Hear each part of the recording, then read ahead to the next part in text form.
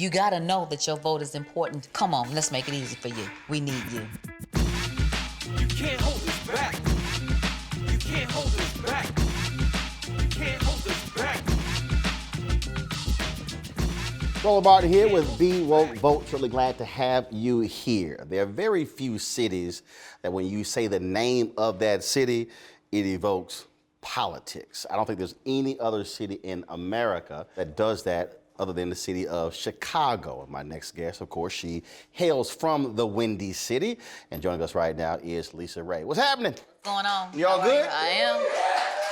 All right. Thanks for that. For you, what do you recall the first time you voted? When was it? Well, let me say this. I've always voted because my mama made me to. But the first time I really gave a damn, honestly, Clinton. Bill Clinton. Yep. 92. Yep. So I used to vote for who my mama voted for. So growing up, that was practice. She voted. Did you ever go to the polls with her? Yeah. When she voted? She would make me sit and watch the different speeches that they would have throughout the time. And then I assume as a kid, I would go in and out of, what is this and why, da-da-da-da kind of thing. And as I got older, she wanted to make sure that my vote counted. So it was like, come on. And it was like, okay.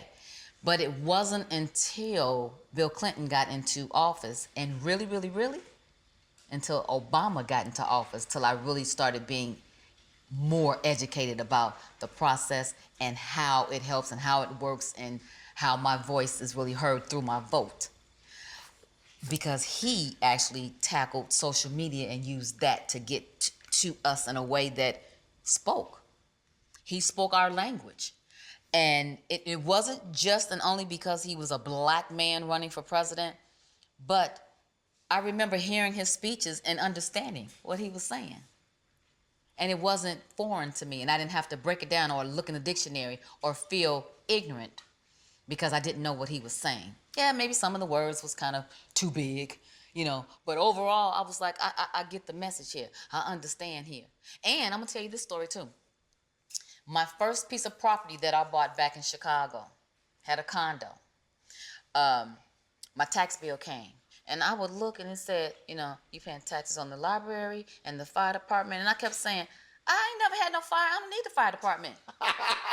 and I quit going to the library a long time ago. I don't need this, And my mother said, girl, don't be no damn fool. It's what she said, And then for me, it was like, right. This is where our tax dollars go to. This is how our buildings, the public buildings, are paid for. Then that is what made me go, oh, girl, learn more. Find out where your money's going. But it wasn't until I became independent and they started messing with my money that I really cared. Yeah, but the key there though is not just messing with your money. You were an owner. This is what I tell people all the time. In America, they care about homeowners. When you're renting, it's a whole different conversation because you're transient. You can come and go. But the person who owns, their deal is like, no. I want this to be of value, so I'm gonna need that cleaned up. I'm gonna need that looking good. It's a different attitude politically how they treat people who own versus people who rent. I learned that too. And unfortunately, that's the case. And then people then wonder, well, how did this happen? It's because, and I hate to use the word ignorant because people hear that, they go, oh my God, how dare you call me ignorant? But when we are not fully aware, that's how we get taken. Yeah, but you have to have something that has taken place that you care about to be able to stand for. Because like you said, those renters, they don't know. So really, they're walking around oblivious because their focus ain't that. Their focus is where's the next place that they can be transient at? Where's the next place that I can rent at? They're not even thinking about owning until and when they do, then things change. And those are the people that we need to go, hey, we're trying to talk to you. We got to talk to those people. We have to sit down and have conversations like this so when they see somebody that they can relate to, and it's like, oh, let me see what LisaRaye is talking about. Let me see what Tiny's talking about. Let me see what Roland is saying. why don't we hit them in ways in which that we know it will affect them? And really, that is one of the reasons why I'm using my platform as an artist, as an actress, to be able to speak to the people that can relate to LisaRaye. That whatever I'm learning and whenever I'm learning it, I'm able to share it with someone because no one did for me and with me. I think part of the issue for us these days is that we get so caught up in, it has to be this way for folks to be aware of what's going on in politics. As opposed to saying, no. I've got to figure out multiple ways to communicate with people so they understand it. And I'll tell you this, and I always say this, I go, okay, once we march, once we petition, now Then what? Because I still don't know what's going on. Not me personally, but people. Okay, I'll stand with you, but what else? And I often now think, who is our voice today? After the Jesse Jacksons, after you, after Reverend Al Sharpton, who? Who will the millennials have to represent them? When we think about organization, we're seeing now a lot of black women not waiting for somebody to say, hey, we want y'all help. We're seeing Adrienne Shropshire, we're seeing DeWanna Watson, we're seeing Stephanie James, we're seeing Latasha Brown, we're seeing these sisters all across the country. They're raising money, they are organizing, mobilizing, they're using social media. They are reaching and touching a new generation saying, look, ain't nobody gonna save us but us. And so it's time for us to actually mobilize. I think it's time for women to stand up. I think behind a powerful man is also a powerful woman.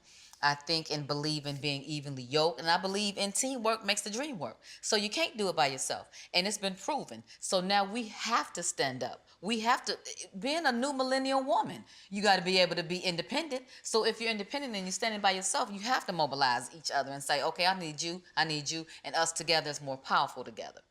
I think that that's important, and one of the reasons why even sitting here is because I'm utilizing what I know. I'm being able to speak about something that I used to didn't do, that I can say, yeah, that was me, but it's okay now because I know better now, and you can too. I'm able to say that so they can relate to what I'm saying, so I can capture their attention and be able to knock on their door and say, hey, you with me? And now they feel more apt to pay attention and more apt to be able to go out there and say, oh, well, just maybe, because she said, and I'm a fan of hers, so the connection is, well, okay, what do I have to lose? Because sitting at home is what you're losing out on. And a lot of them don't even know how important the vote is. It's like, well, you know what, if I don't, ain't nobody gonna miss my vote. Until you have a 50-50 share and it's 49 and 51 and you're like, then you gotta feel like an ASS and go, see? Earlier you talked about not being afraid to ask somebody when you don't know. How would you encourage somebody who says, LisaRaye, look, I'm afraid to ask, I don't want to feel stupid. How would you encourage them to say, it's okay to expand your horizons and open your mind to receive new information? Let me take that person's hand and let me be the person, the leader. I'll ask you a question for you. You just take notes for me. Therefore, we got it. Let's find a friend then that can ask. Let's Google, let's look it up, let's read, let's pay attention to the news. Let's, because there's other options. You don't have to be embarrassed by being in the forefront and saying, okay, because you might not even know what to ask. You may know that you're just confused and you don't know anything. And so that's scary within itself, because if you're in a room and they're speaking and you're going, and you know nothing, it's no question that's going to come to your mind at all. But you got to be able to say, what did he just say? And grab a little something and hold on to that one thing and be able to build off of that. We have to be able to encourage our people to do so. But again, though, it's the temperature of how we deal with each other. We are the ones that make each other feel crazy and stupid and uneducated. We do that to each other. So, yeah, I could feel that way. But how I do it, because I get nervous energy sometimes. And then I get funny when I'm nervous. So it's almost like, girl, I don't know anything about that, but what is it? Tell me. Because I be saying, because for real, I don't. For for real. You know what I mean? And then they go, you do go. It's like, nah, girl, I don't. Right now, everybody wants things to be easy because we've had a hardship for a long time, and it's a lot going on right about now. You know what I mean? So it's hard to stay encouraged in the climate that we're in.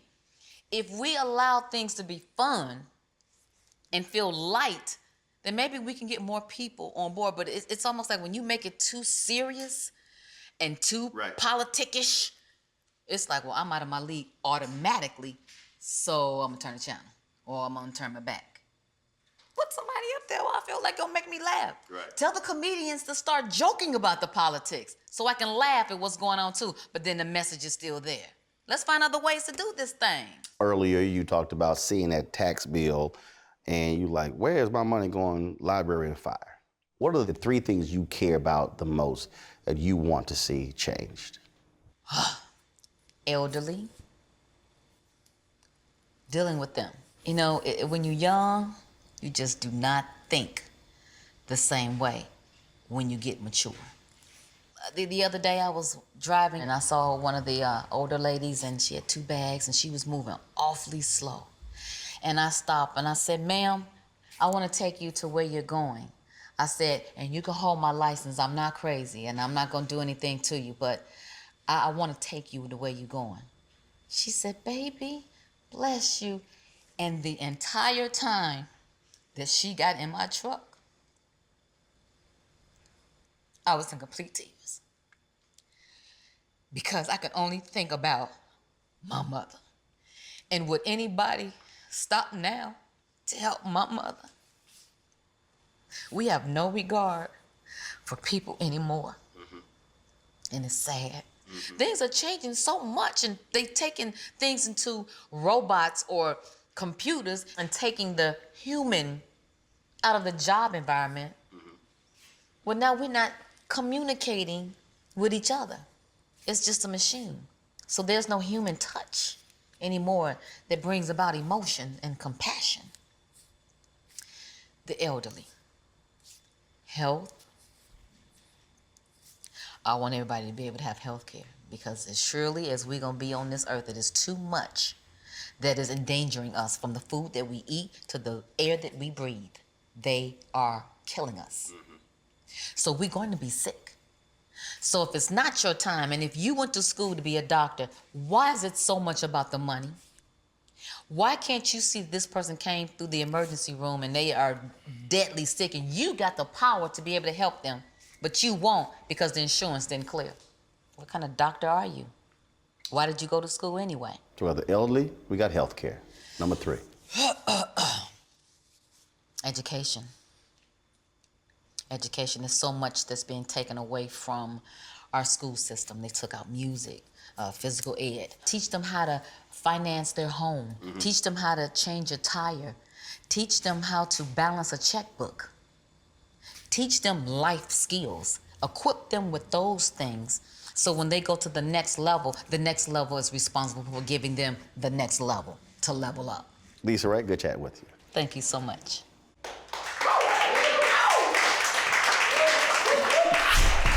Be like me. Be woke. Vote.